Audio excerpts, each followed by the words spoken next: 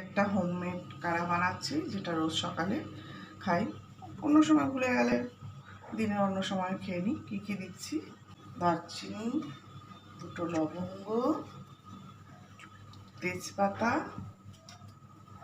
একটু কারি পাতা, এটা বন্ধ করে দিলাম, পুদিনা, কালো জিরে, সাদা জিরে, মৌরি, মেথি, জোয়ান, গ্রিন টি, তুলসী, নিম, আদা, সামান্য একটু হলুদ গুঁড়ো, 3টে নয়নতারা, অ্যালোভেরা। জলটা ভালো করে ফুটে গেলে গ্যাসটা অফ করে নিতে হবে, তারপরে এই ইনগ্রিডিয়েন্টসগুলো দিয়ে দিতে হবে। সবসময় হাতের কাছে সব থাকে না, যেটা থাকে না সেটা স্কিপ করে গেলেই হবে।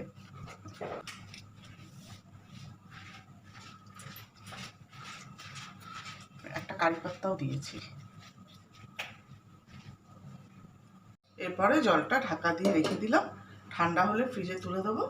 সকালবেলা ঘুম থেকে উঠে 1 গ্লাস বের করে রাখি, একটু ঠান্ডাটা কেটে গেলে খেয়ে নিই। কোনো দিন ভুলে যাই সকালবেলায়, তখন হয়তো অন্য সময় খেয়ে নিই।